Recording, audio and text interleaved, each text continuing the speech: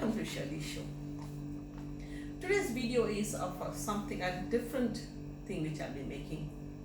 Actually, this is not something which I'm making. I can only phrase it as something which was handed down from the previous generations to us. The goodness of the natural things in our kitchen which we can use to increase our immunity. Okay, there'll be a stage where we might have to go into the hospital, or we have to take a medical help. Do take that. This is not a medicine. But how do you prevent from reaching that stage?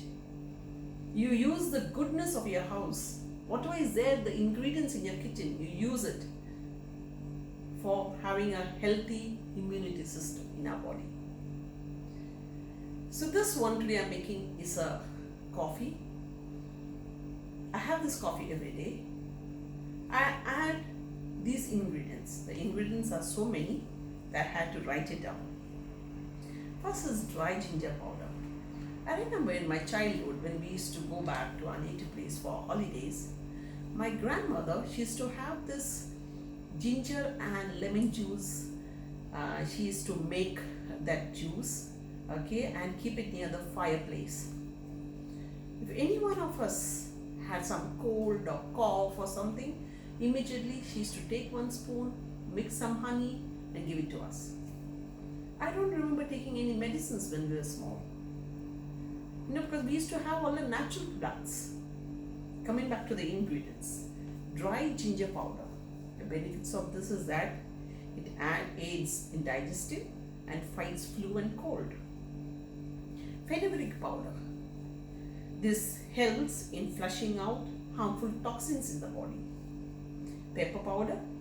It prevents chest congestion. Cumin powder. It fights bacteria and parasites in the body. Green cardamom.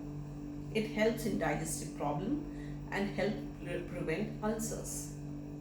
Cinnamon powder. It helps the fungi fight the bacteria and fungi in the body. Now, in this all ingredients, the common thing of all these ingredients is that they're all antioxidants and anti-inflammatory. Now, oxidants in our body can be very harmful. It actually hinders the normal functioning of the body. So does inflammation. There is a causes of many problems and many health issues. So all these items, what I have listed are antioxidants and anti-inflammatory. Now what I do is that I normally mix them with my coffee powder and have it. Now if I'm having a coffee, instant coffee, what I do is that if I want a cup of instant coffee, what I do is I take 1.5 cup of water and I add this ingredients. I'll show you what I'm doing. I roast them, grind them, and I add them into this water. And I let it boil till it reduces to 1 cup. And then I put in my instant coffee and I strain it out. Likewise, if you have the traditional coffee powder where you can, along with the water you can put, and along with the ingredients you can keep boiling them and reduce them to after the cup and then have the quantity. Likewise, some of my viewers, there'll be some who don't have coffee, you have tea. So what you can do is the same thing. If you want 1 cup of tea, use 1.5 cup of water. Put all this powder which we'll be preparing. I'll be giving you what is the proportions to be used. Put it into water, let it boil and reduce to half the quantity. And then before you take it out, you put the tea leaves. Boil it till you have this desired, the tea leaves, how you want your tea, right? How strong you want it or how light you want it. And then just put it off and strain and drink. Now, in some people, there is a lot of heat in their body. So what happens, these spices can actually increase heat of your body. So what I just suggest is that first start with maybe a 1/4 or a half spoon of level teaspoon of this powder. Take only how much your body can take it. You're not going to do things which you just want to happen. Things want to happen overnight, right? So you gradually build up your immunity. Please share this video with your friends and with people you think who might need this, because we at this stage, what we can do today is only increase our immunity.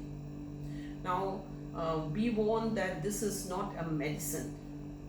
If you fall sick, if you get cold, cough, do go to the doctor, take the medicines and on time, and see that you get cured of that. This one is just a preventive thing which you need to do on day-to-day. There's no chemicals in this.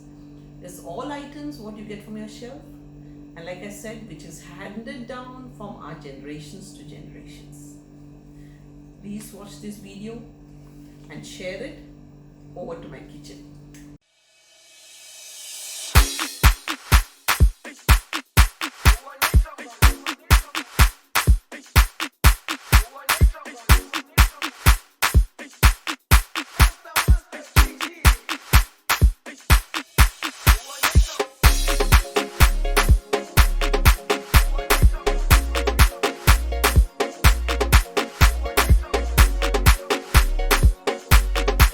Grind this 50 gram of this separately, keep it aside,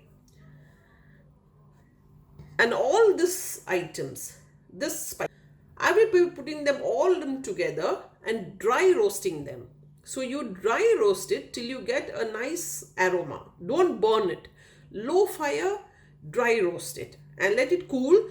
After it cools, then add your ginger powder to this, put it into the mixie along with your coffee powder. Maybe not full of the coffee powder, maybe 1/4 of the coffee powder, because what is idea is to mix it well. Okay, now this is what I have done. If you see, this is my coffee powder, which what I do is that I grind, because see, this coffee is 250 gram, right? So then when you totally do it, it comes to this quantity. So instead of every morning actually grinding and going through this process again and again, which is very time consuming, you can actually, the smell, the aroma is so strong when I stir it up. It's like my whole kitchen is filled with that aroma. So this one, I'm going to bottle it up. This will last me for more than 2 months, because when I put because this is very strong now. So when I put it into my coffee, I'll not be putting more than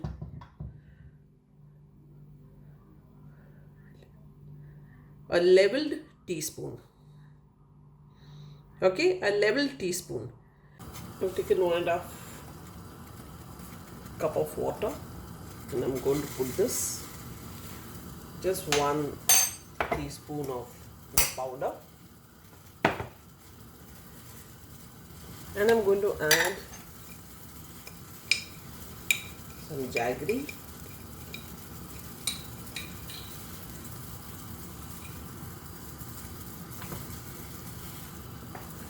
Now I'll have to let this boil till it comes to half its quantity.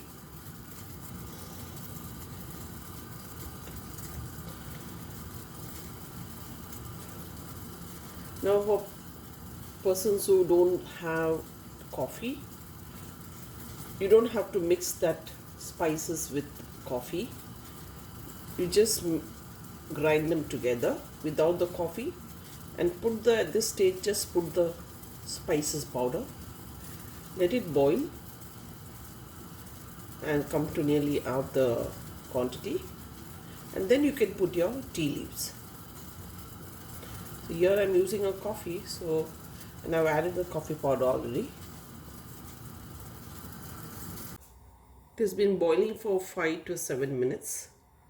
So now what I do is that I should not disturb the bottom sediments. I should strain only the top liquid, because all those spices have settled to the bottom. If you see the